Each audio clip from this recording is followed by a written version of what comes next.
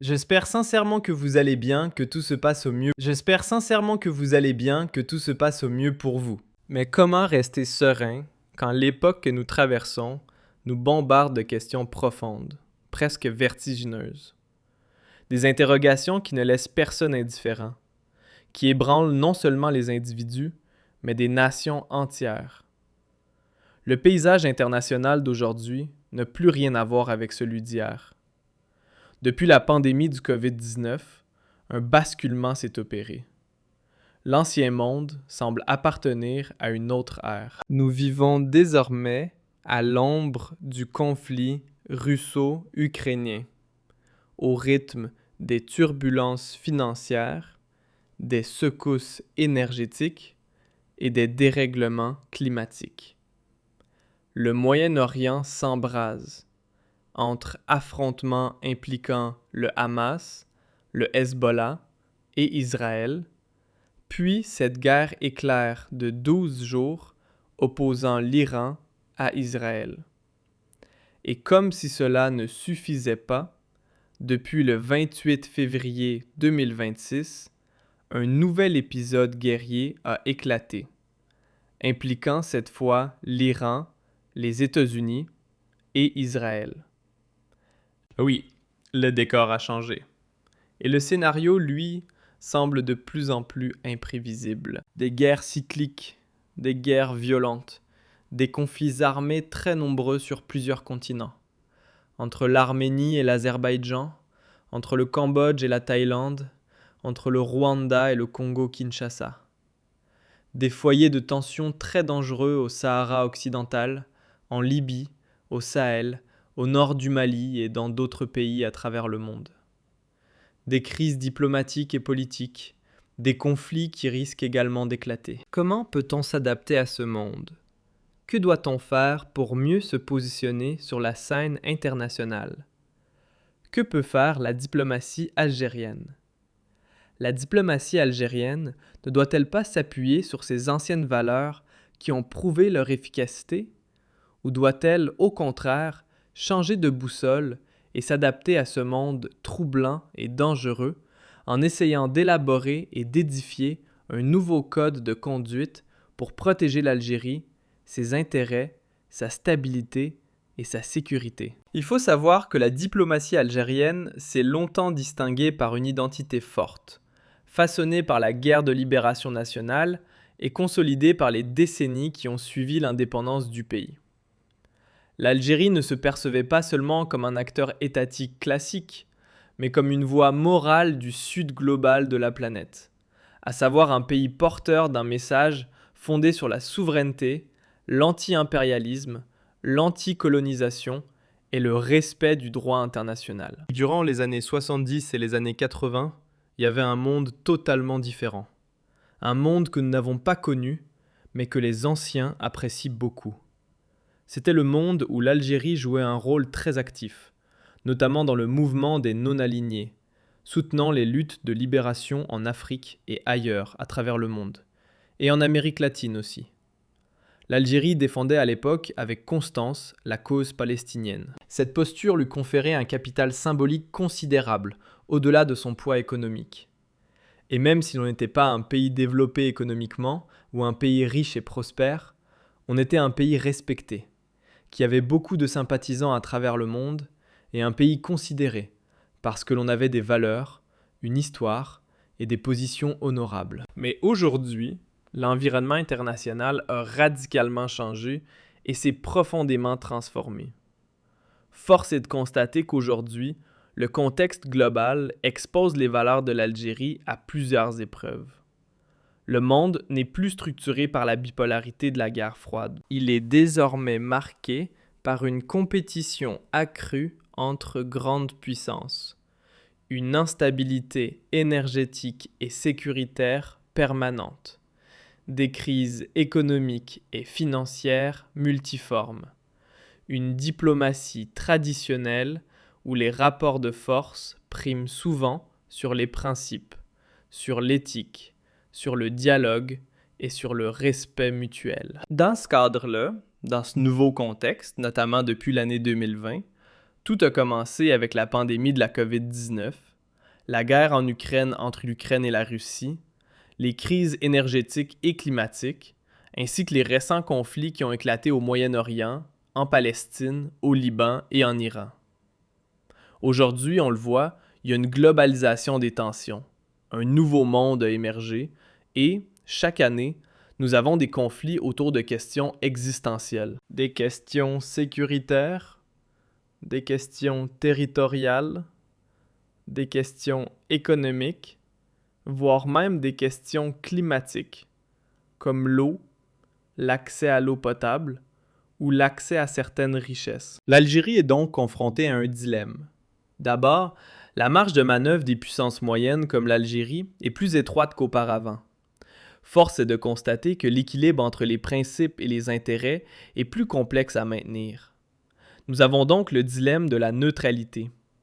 Comment l'Algérie peut-elle être neutre, défendre ses anciennes valeurs et conserver son identité dans un monde qui s'est transformé radicalement? Alors, depuis les crises financières, depuis les crises internationales récentes, du Venezuela aux tensions entre l'Iran, Israël et les États-Unis d'Amérique, nous avons tous remarqué que la posture de la diplomatie algérienne, la posture de l'État algérien, a été perçue comme prudente, voire ambiguë et prudente. La diplomatie algérienne, dans pas mal de dossiers, ne dénonce pas les agressions. Elle essaie de rester neutre. Elle essaie de ménager toutes les parties prenantes. On sent qu'il y a un malaise. On sent qu'il y a une véritable difficulté à prendre des positions. Et pourtant, la diplomatie contemporaine, aujourd'hui, privilégie souvent les escalades et l'appel au dialogue. Mais la neutralité peut être interprétée de deux manières. Il y a une neutralité stratégique, qui consiste à préserver ses intérêts nationaux et à éviter l'isolement, mais aussi une neutralité que l'on perçoit comme un recul, qui est une dilution des principes historiques au profit d'un positionnement défensif.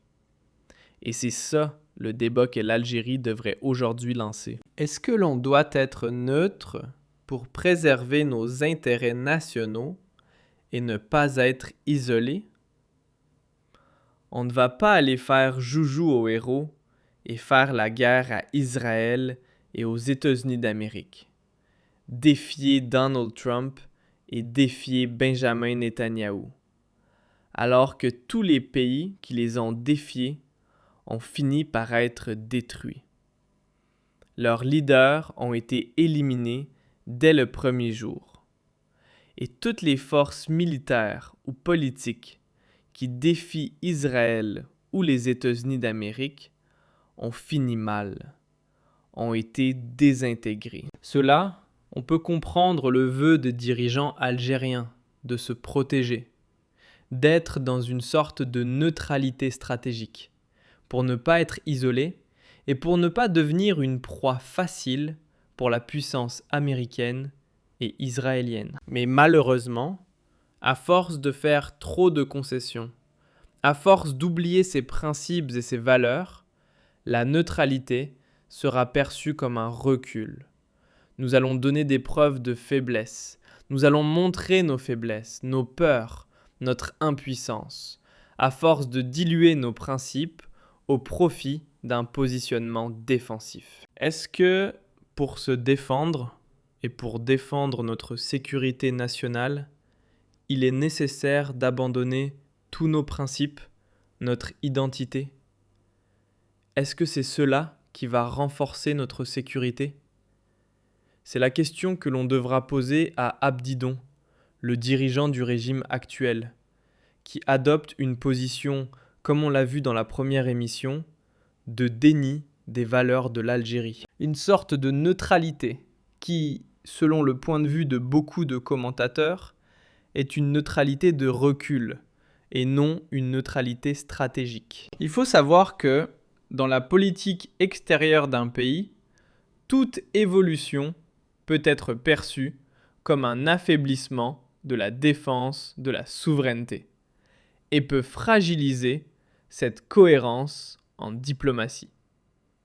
La crédibilité repose autant sur la constance que sur la puissance matérielle. Tu ne peux pas, en 2021, en 2022, ardent défenseur de la Palestine, de la cause palestinienne, accueillir le Hamas, défendre le Hezbollah, défendre une normalisation de ta relation avec l'Iran, défendre le droit de l'Iran à avoir un programme nucléaire civil, le droit de se défendre, le droit de riposter, et, en 2024 ou en 2025 ou en 2026, quand la guerre éclate, dire exactement le contraire de ce que tu as dit ou faire exactement le contraire de ce que tu as fait, de ce que tu défendais en 2022, en 2023.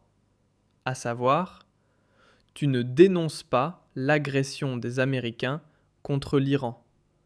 Tu ne dénonces pas l'agression d'Israël. Tu ne dénonces pas l'escalade militaire. Tu te solidarises avec les pays qui ont été touchés par les missiles iraniens. Mais tu ne te solidarises pas avec l'Iran, le Liban et les autres pays qui ont été touchés par les bombes et les missiles américains et israéliens. Il faut savoir qu'il y a plusieurs lectures qui peuvent être apportées à la position algérienne, et des lectures plus pragmatiques, par exemple, qui avancent que la politique étrangère ne peut être uniquement idéologique. Elle peut, elle doit intégrer la dépendance économique au marché énergétique, les relations sécuritaires régionales, les équilibres militaires, les partenariats stratégiques globaux. Tout cela est compréhensible. Naturellement, l'Algérie doit peut-être adapter ses valeurs à ses nécessités, à ses impératifs. Dans cette optique, la retenue ne serait pas un reniement, mais une gestion réaliste des contraintes. Et là-dessus, on est tout à fait d'accord. Quand l'Algérie ne se positionne pas, veut rester neutre, ne dénonce pas vigoureusement ou n'apporte pas une assistance aux pays qui ont été agressés, attaqués et qui sont combattus par Israël et les États-Unis d'Amérique, on peut comprendre que cette retenue est nécessaire, qu'elle est réaliste. Cependant, il y a une question centrale qui demeure. Où se situe la ligne entre prudence stratégique et dilution des principes fondateurs? Et cette limite-là, si on arrive à cette ligne-là, si l'on la transgresse, eh bien malheureusement, on va s'enfermer. On va se murer dans une faiblesse stratégique. Et on va être perçu comme étant un pays faible, qui a peur de l'impérialisme, qui a peur de Donald Trump, qui a peur d'Israël. Et ce n'est pas cela l'image que l'Algérie a toujours véhiculée d'elle-même depuis son indépendance. Il y a un enjeu fondamental qui est l'identité et la cohérence. C'est un enjeu que l'on ne peut pas ignorer. Une diplomatie forte n'est pas sentimentale, n'est pas seulement celle qui parle haut. C'est celle qui maintient une cohérence lisible entre ses valeurs proclamées et ses positions concrètes. Si la politique étrangère devient uniquement défensive, guidée par la gestion des risques immédiats, elle peut perdre sa dimension structurante. Or, l'Algérie s'est historiquement définie par une diplomatie de conviction, pas seulement une diplomatie d'adaptation. Et c'est parce que l'on avait une diplomatie de conviction que l'Algérie a toujours su garder un rang respectable et honorable dans le concert des nations. L'enjeu donc n'est pas de revenir à une posture rigide ou idéologique, mais de clarifier la doctrine diplomatique algérienne.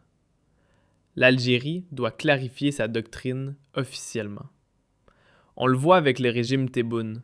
Il y a un malaise, il y a une remise en cause, il y a une désorientation. On sent que c'est un régime qui est perdu, qui n'arrive pas à se positionner, qui n'arrive pas à trouver sa place et qui n'arrive pas à tisser des alliances ou à bâtir ses relations sur une cohérence, sur des rapports sains et sur une certaine sérénité. C'est un régime qui a perdu toute sa sérénité. L'Algérie a perdu sa sérénité avec Abdidou. L'Algérie doit donc peut-être réfléchir à la manière de retrouver une diplomatie efficace qui doit combiner principes historiques et nobles, intérêt national et vision à long terme. La question posée aujourd'hui n'est donc pas uniquement celle d'un communiqué ou d'un silence ponctuel, mais celle de l'équilibre entre l'héritage historique de l'Algérie et les réalités géopolitiques contemporaines. Car une nation ne se définit pas seulement par ses capacités économiques ou militaires, mais par la cohérence entre son discours et son action. Aujourd'hui, avec le régime Tebboune, force est de constater qu'il a tout simplement perdu la bataille de la cohérence et la bataille de la crédibilité. On ne peut pas, encore une fois, en 2021, 2022 et 2023, criminaliser le sionisme et s'ériger contre le Maroc qui normalise ses relations diplomatiques et nous, avoir des relations militaires avec Israël. On ne peut pas donner des leçons de morale, se construire et vendre à son peuple un projet idéologique qui consiste à dire que nous sommes le dernier barrage contre l'expansion du sionisme en Afrique, au Maghreb et en Afrique du Nord, et en 2024 ou 2025, en 2026, quand il y a la guerre qui éclate, et qui est une guerre essentiellement déclenchée par les manœuvres politiques et les manœuvres militaires israéliennes, eh bien, à ce moment-là, on se tait, on ferme sa gueule et on dit « Ah, on se contente juste d'appeler à la retenue, à la désescalade ». Cette incohérence est terrible, elle est terrifiante, et elle traduit une faiblesse idéologique, une faiblesse économique, une faiblesse politique, une faiblesse même militaire. Cela signifie que tous les slogans, en 2023, en 2024, lorsque les soldats algériens paradaient, disaient « Radza, Radza, Radza », et que l'on utilisait la Palestine à toutes les sauces. Et aujourd'hui, quand la guerre éclate, eh bien on fait un volte-face, un virage radical à 360 degrés ou à 180 degrés. Je ne sais pas quelle serait l'expression la plus sémantiquement appropriée. Mais il y a, en tout cas, un changement de veste. Et l'Algérie a tourné le dos à ces positions qui l'ont caractérisée. Et soi-disant, elle est une puissance supposément régionale. Cette puissance régionale, pourquoi aujourd'hui ne se rappelle-t-elle pas de ses principes et ne reste-t-elle pas cohérente avec ses déclarations, ses analyses et ses prises de position, comme c'était le cas en 2022, en 2023, en 2021 ? Je rappelle que les derniers événements, depuis le début de cette année 2026, lors de la crise au Venezuela, où la question de la légitimité du pouvoir et les tentatives d'imposer une réalité politique en dehors des cadres nationaux étaient posées, ont été marqués par un silence difficilement compréhensible de la part de l'Algérie. Un pays qui se considérait comme défenseur de la souveraineté des États a semblé regarder la scène de loin, celle du kidnapping et de l'enlèvement de Nicolás Maduro par les forces militaires et par les services de renseignement américains.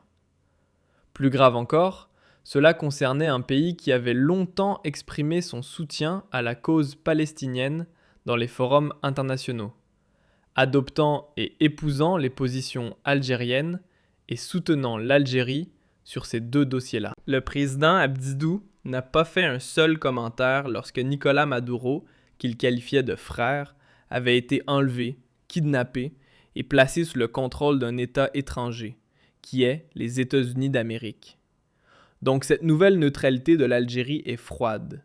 Ce n'est pas une neutralité stratégique, c'est un recul stratégique. C'est une neutralité froide face à des atteintes caractérisées à la souveraineté d'un État. Quand l'escalade entre l'Iran d'un côté, Israël ainsi que les États-Unis d'Amérique de l'autre s'est produite, le communiqué de la diplomatie algérienne était incompréhensible. Pourquoi ?